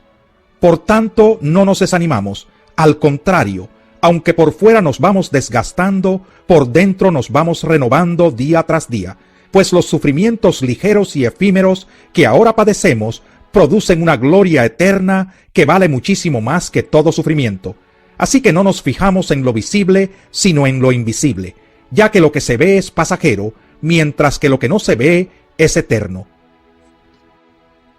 Capítulo 5. De hecho, sabemos que si esta tienda de campaña en que vivimos se deshace, tenemos de Dios un edificio, una casa eterna en el cielo, no construida por manos humanas. Mientras tanto suspiramos, anhelando ser revestidos de nuestra morada celestial, porque cuando seamos revestidos no se nos hallará desnudos. Realmente vivimos en esta tienda de campaña suspirando y agobiados, pues no deseamos ser desvestidos, sino revestidos, para que lo mortal sea absorbido por la vida. Es Dios quien nos ha hecho para este fin y nos ha dado su Espíritu como garantía de sus promesas. Por eso mantenemos siempre la confianza, aunque sabemos que mientras vivamos en este cuerpo, estaremos alejados del Señor. Vivimos por fe, no por vista. Así que nos mantenemos confiados y preferiríamos ausentarnos de este cuerpo y vivir junto al Señor. Por eso nos empeñamos en agradarle, ya sea que vivamos en nuestro cuerpo o que lo hayamos dejado. Porque es necesario que todos comparezcamos ante el tribunal de Cristo, para que cada uno reciba lo que le corresponda, según lo bueno o malo que haya hecho mientras vivió en el cuerpo. Por tanto, como sabemos lo que es temer al Señor, tratamos de persuadir a todos, aunque para Dios es evidente lo que somos, y espero que también lo sea para la conciencia de ustedes. No buscamos el recomendarnos otra vez a ustedes, sino que les damos una oportunidad de sentirse orgullosos de nosotros, para que tengan con qué responder a los que se dejan llevar por las apariencias y no por lo que hay dentro del corazón. Si estamos locos es por Dios, y si estamos cuerdos es por ustedes. El amor de Cristo nos obliga porque estamos convencidos de que uno murió por todos, y por consiguiente todos murieron. Y Él murió por todos, para que los que viven ya no vivan para sí, sino para el que murió por ellos y fue resucitado. Así que de ahora en adelante no consideramos a nadie según criterios meramente humanos. Aunque antes conocimos a Cristo de esta manera, ya no lo conocemos así. Por lo tanto, si alguno está en Cristo, es una nueva creación. Lo viejo ha pasado, ha llegado ya lo nuevo. Todo esto proviene de Dios, quien por medio de Cristo nos reconcilió consigo mismo, y nos dio el ministerio de la reconciliación. Esto es, que en Cristo Dios estaba reconciliando al mundo consigo mismo, no tomándole en cuenta sus pecados y encargándonos a nosotros el mensaje de la reconciliación. Así que somos embajadores de Cristo, como si Dios los exhortara a ustedes por medio de nosotros. En nombre de Cristo les rogamos que se reconcilien con Dios. Al que no cometió pecado alguno, por nosotros Dios lo trató como pecador, para que en él recibiéramos la justicia de Dios. Capítulo 6. Nosotros, colaboradores de Dios, les rogamos que no reciban su gracia en vano, porque Él dice: en el momento propicio te escuché, y en el día de salvación te ayudé. Les digo que este es el momento propicio de Dios. Hoy es el día de salvación. Por nuestra parte, a nadie damos motivo alguno de tropiezo, para que no se desacredite nuestro servicio. Más bien, en todo y con mucha paciencia nos acreditamos como servidores de Dios, en sufrimientos, privaciones y angustias, en azotes, cárceles y tumultos, en trabajos pesados, desvelos y hambre. Servimos con pureza, conocimiento, constancia y bondad, en el Espíritu Santo y en amor sincero, con palabras de verdad y con el poder de Dios, con armas de justicia, tanto ofensivas como defensivas, por honra y por deshonra, por mala y por buena fama, veraces, pero tenidos por engañadores, conocidos, pero tenidos por desconocidos, como moribundos, pero aún con vida, golpeados, pero no muertos, aparentemente tristes, pero siempre alegres, pobres en apariencia, pero enriqueciendo a muchos, como si no tuviéramos nada, pero poseyéndolo todo. Hermanos corintios, les hemos hablado con toda franqueza, les hemos abierto de par en par nuestro corazón, nunca les hemos negado nuestro afecto, pero ustedes sí nos niegan el suyo. Para corresponder del mismo modo, les hablo como si fueran mis hijos. Abran también su corazón de par en par. No formen yunta con los incrédulos. ¿Qué tienen en común la justicia y la maldad? ¿O qué comunión puede tener la luz con la oscuridad? ¿Qué armonía tiene Cristo con el diablo? ¿Qué tiene en común un creyente con un incrédulo? ¿En qué concuerdan el templo de Dios y los ídolos? Porque nosotros somos templo del Dios viviente.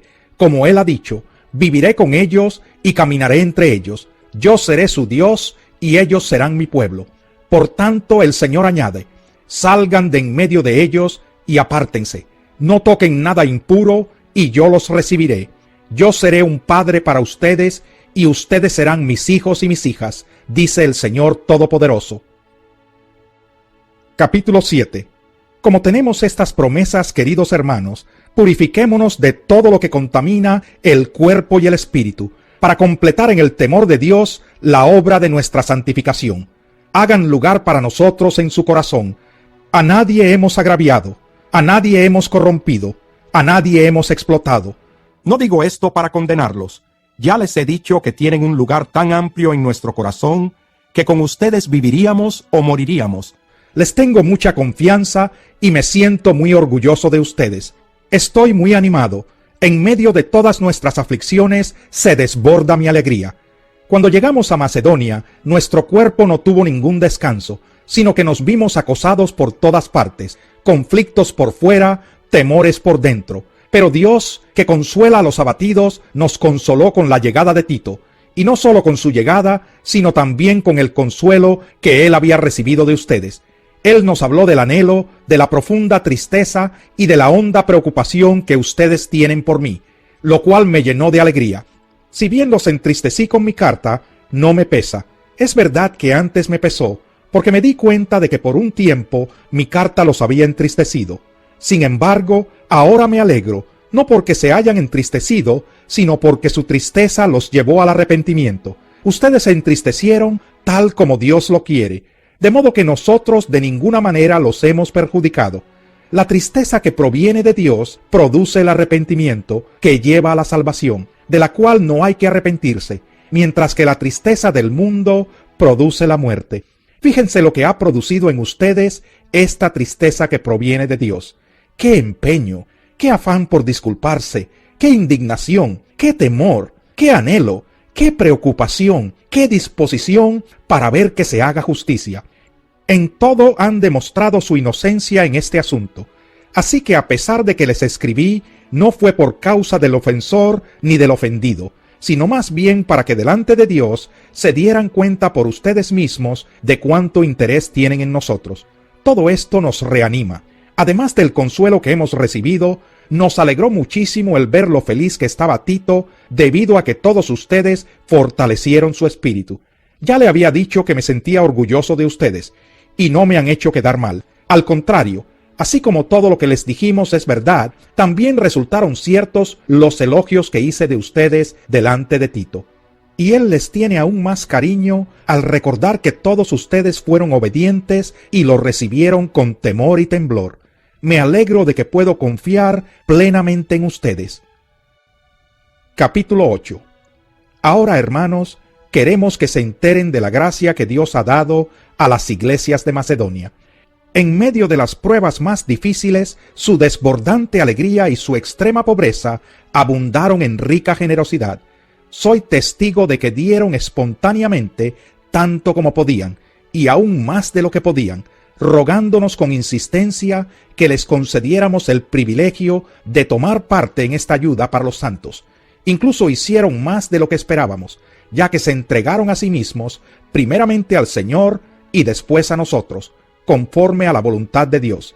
De modo que rogamos a Tito que llevara a feliz término esta obra de gracia entre ustedes, puesto que ya la había comenzado.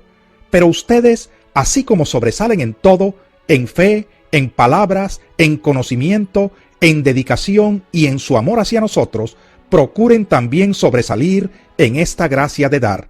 No es que esté dándoles órdenes, sino que quiero probar la sinceridad de su amor en comparación con la dedicación de los demás.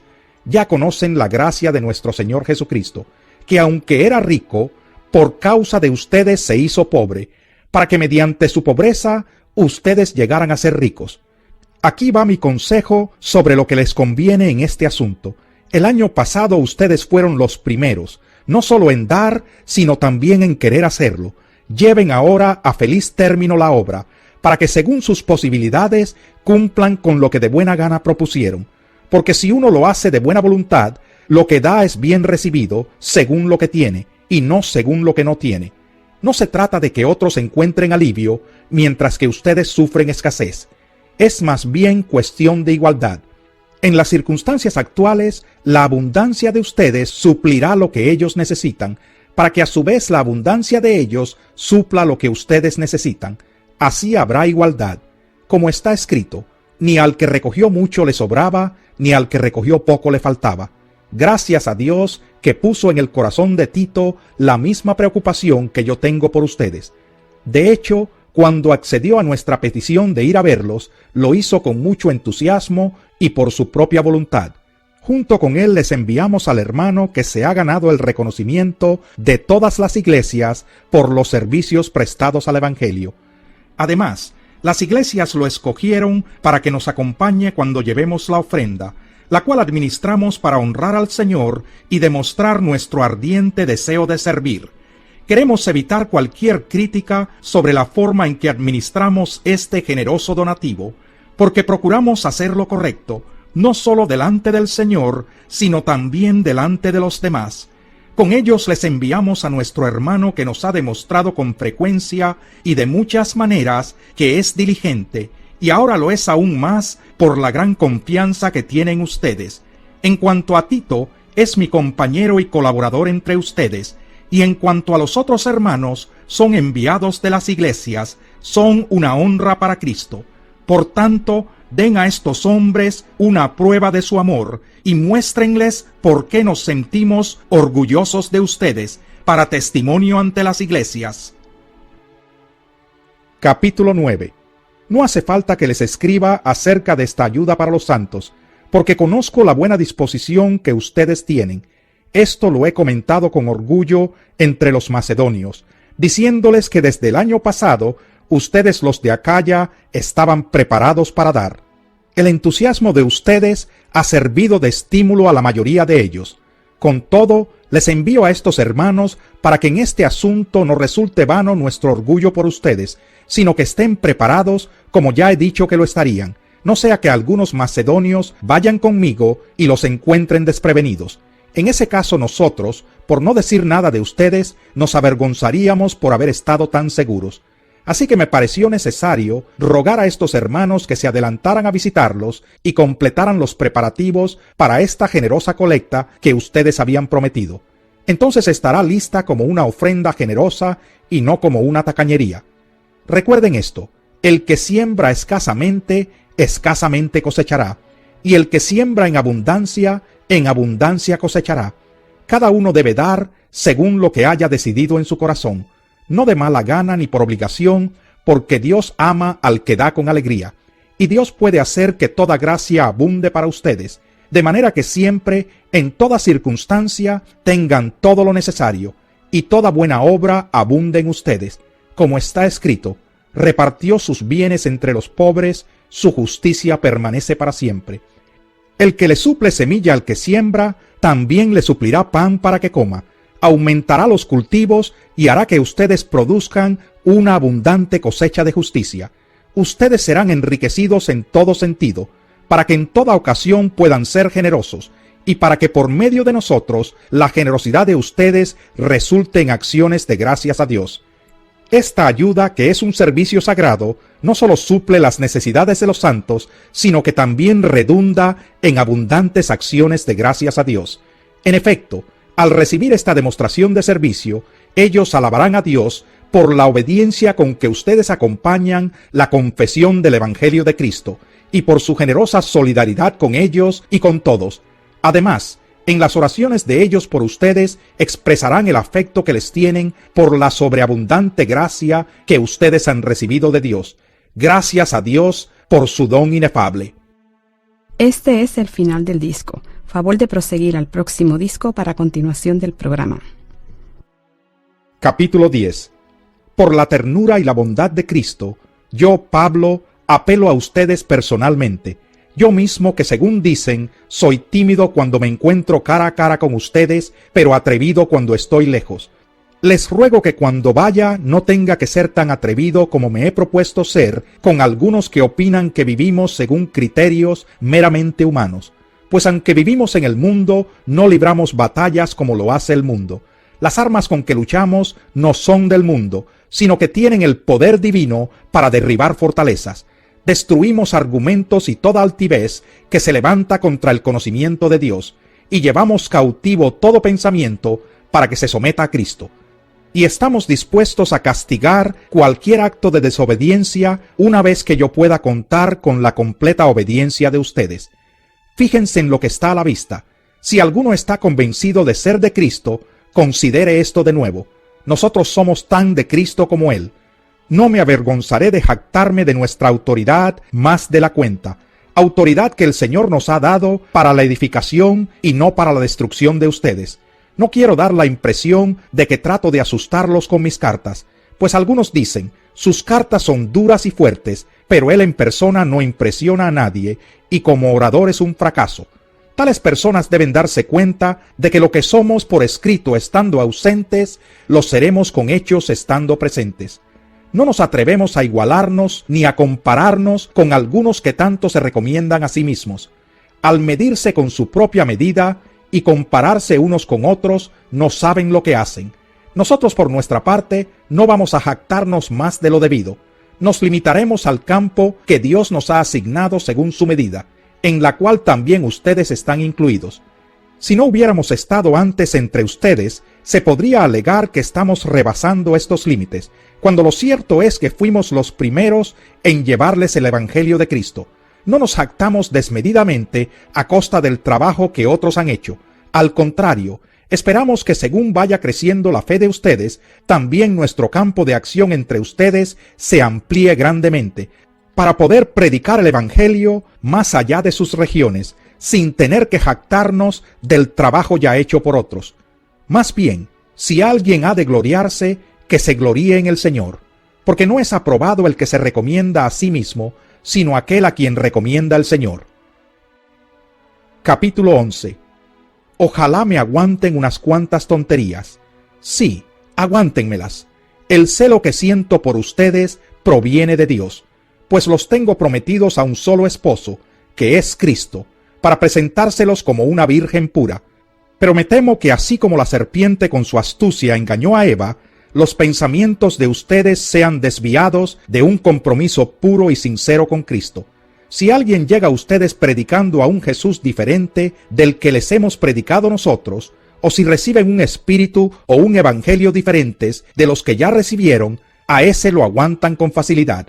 Pero considero que en nada soy inferior a esos superapóstoles. Quizás yo sea un mal orador, pero tengo conocimiento. Esto se lo hemos demostrado a ustedes de una y mil maneras. ¿Es que cometí un pecado al humillarme yo para enaltecerlos a ustedes, predicándoles el Evangelio de Dios gratuitamente? De hecho, despojé a otras iglesias al recibir de ellas ayuda para servirles a ustedes. Cuando estuve entre ustedes y necesité algo, no fui una carga para nadie, ya que los hermanos que llegaron de Macedonia suplieron mis necesidades. He evitado serles una carga en cualquier sentido, y seguiré evitándolo. Es tan cierto que la verdad de Cristo está en mí, como lo es que nadie en las regiones de Acaya podrá privarme de este motivo de orgullo. ¿Por qué? ¿Porque no los amo? Dios sabe que sí, pero seguiré haciendo lo que hago a fin de quitar todo pretexto a aquellos que buscando una oportunidad para hacerse iguales a nosotros, se jactan de lo que hacen. Tales individuos son falsos apóstoles, obreros estafadores que se disfrazan de apóstoles de Cristo. Y no es de extrañar, ya que Satanás mismo se disfraza de ángel de luz.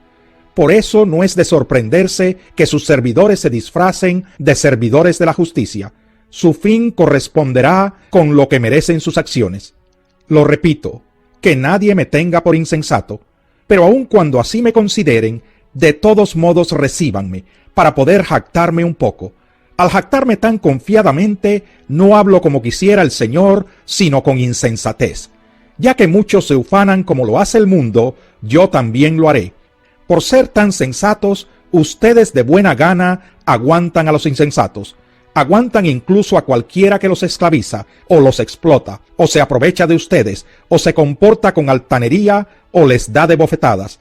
Para vergüenza mía, confieso que hemos sido demasiado débiles. Si alguien se atreve a dárselas de algo, también yo me atrevo a hacerlo. Lo digo como un insensato. ¿Son ellos hebreos? Pues yo también. ¿Son israelitas? También yo lo soy. ¿Son descendientes de Abraham? Yo también. ¿Son servidores de Cristo? ¡Qué locura! Yo lo soy más que ellos. He trabajado más arduamente, he sido encarcelado más veces, he recibido los azotes más severos, he estado en peligro de muerte repetidas veces, 5 veces recibí de los judíos los 39 azotes, 3 veces me golpearon con varas, 1 vez me apedrearon, 3 veces naufragué, y pasé un día y una noche como náufrago en alta mar.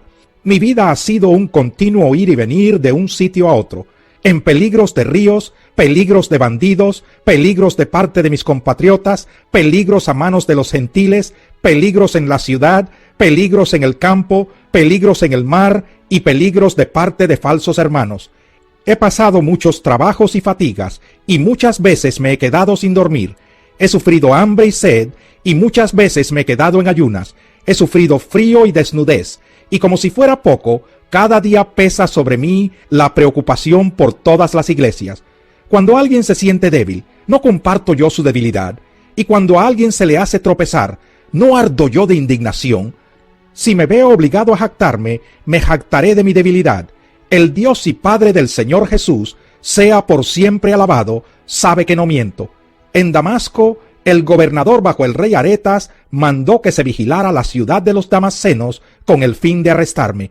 pero me bajaron en un canasto por una ventana de la muralla y así escapé de las manos del gobernador. Capítulo 12. Me veo obligado a jactarme, aunque nada se gane con ello. Paso a referirme a las visiones y revelaciones del Señor. Conozco a un seguidor de Cristo que hace 14 años fue llevado al tercer cielo. No sé si en el cuerpo o fuera del cuerpo, Dios lo sabe.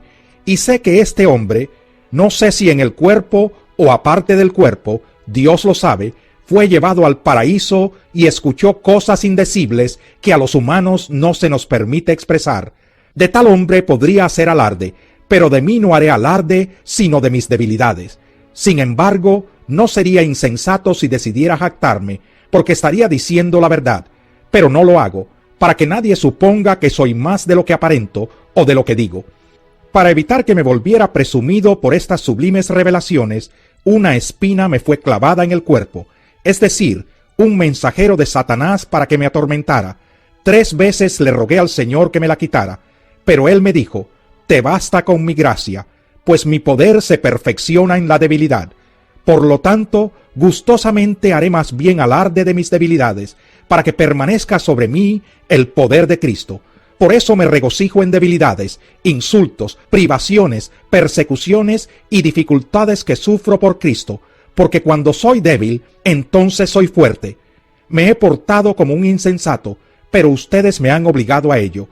Ustedes debían haberme elogiado, pues de ningún modo soy inferior a los superapóstoles, aunque yo no soy nada. Las marcas distintivas de un apóstol, tales como señales, prodigios y milagros, se dieron constantemente entre ustedes. ¿En qué fueron ustedes inferiores a las demás iglesias? Pues solo en que yo mismo nunca les fui una carga. Perdónenme si los ofendo.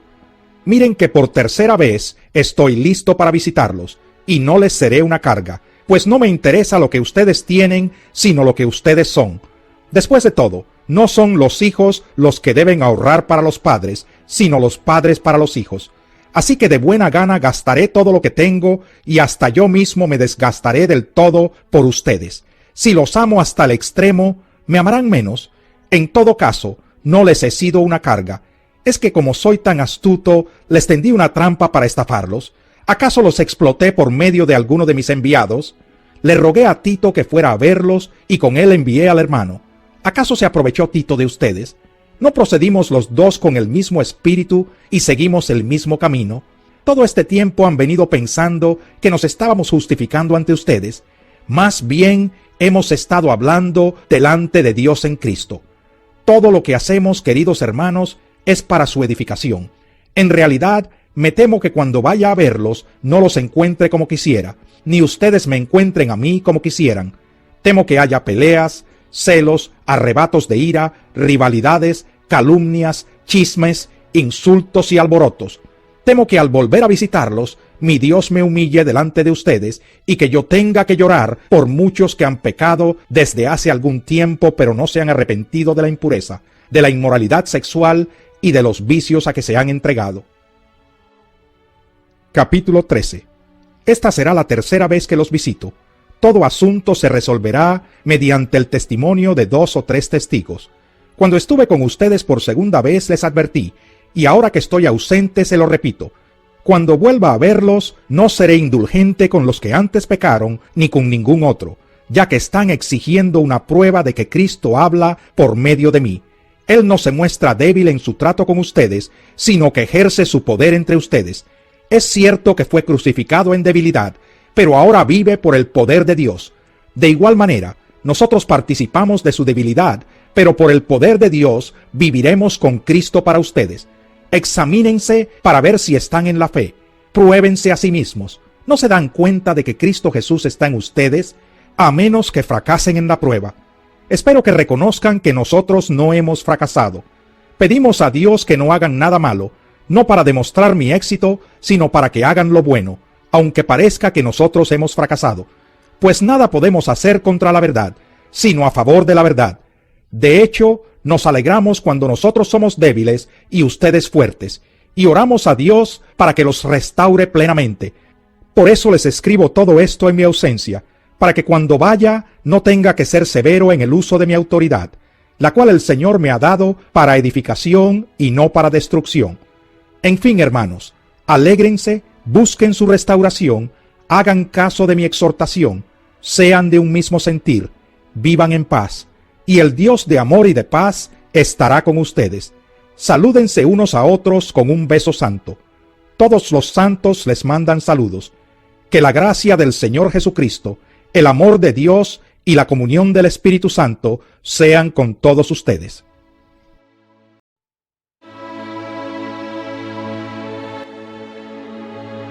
Introducción a Segunda de Corintios.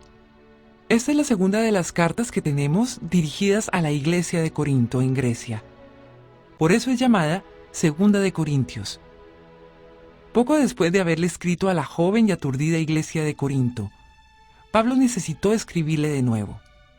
Los había visitado, se había comunicado con ellos después de haber escrito su primera carta. Había sabido que muchos de ellos habían tomado en serio sus palabras. Pero ahora, alrededor de los años 55 o 56, les escribe para dirigirse a algunos de la iglesia que estaban tratando de desorientar al pueblo de Dios. Estos falsos maestros estaban desafiando la autoridad de Pablo como apóstol e incluso poniendo en tela de juicio su honradez con el dinero que había recogido para los creyentes necesitados de Jerusalén. Debido a estas acusaciones, Pablo defiende sus acciones y su autoridad, dándoles muchos detalles acerca de su vida. Mientras escucha esta carta tan personal, escuche también las palabras de amor y de exhortación que nos dirige Pablo para que seamos personas comprometidas con la verdad de la palabra de Dios.